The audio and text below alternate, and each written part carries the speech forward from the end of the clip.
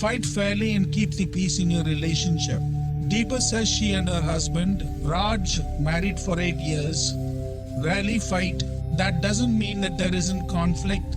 It's just that she screams kind of like the Queen in Alice in Wonderland, uttering phrases reminiscent of "off with their heads."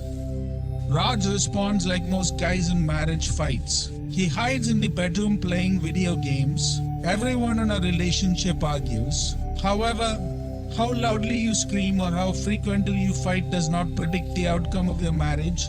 What qualifies as fighting fair in marriage essentially comes down to how each partner feels when they leave the ring. If both are hardy boxers who love a few rounds in the ring and then are ready for some make-up sex, the marriage is probably fine. But if people leave the ring angry, bitter, and resentful, perhaps it's time to reevaluate, either together or with the help of a therapist or psychologist, how to keep the peace. Experts on wedded bliss, some with the pedigree of education and others with the scars of experience, have recommended the following strategies for smoothing things over. Go to bed angry. Several therapists and couples say forget that adage about always resolving anger before turning in, and let someone sleep on the couch.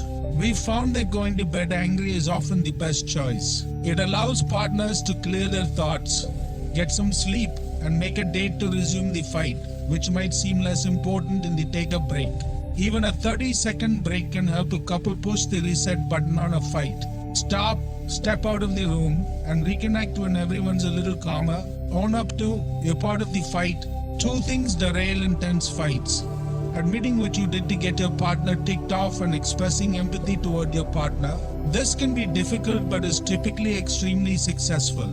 Letting down our defenses in the heat of battle seems counterintuitive, but it is actually very effective with couples. Find the humor. Ronnie and her husband have been married 23 years, and Lord knows it wasn't easy in the early years, she says, but it's much better now. We have a great sense of humor. Her husband Raju has kept the mood light by always saying he knows women keep a frying pan in their purse. So, when he does something wrong, Rani says, I just pretend to hit him over the head with the frying pan and say, Ting, shut up and touch. Sajja says there's a point, but discussing the matter doesn't help. So couples need to just hold each other when nothing else seems to be working. Reconnecting through touch is very important. Remember what's important. We soon realize that we don't have 2 beings in a marriage. Jackie says, we actually have 3, me, my husband, and the marriage, and we have to take good care of all 3. So, if we've been arguing about whose fault it is that the house is so messy, I might defend myself saying I was busy working on a project that will bring in more income. And he might say he was busy fixing something on the house that was broken. We used to be able to carry on a conversation like this for quite some time.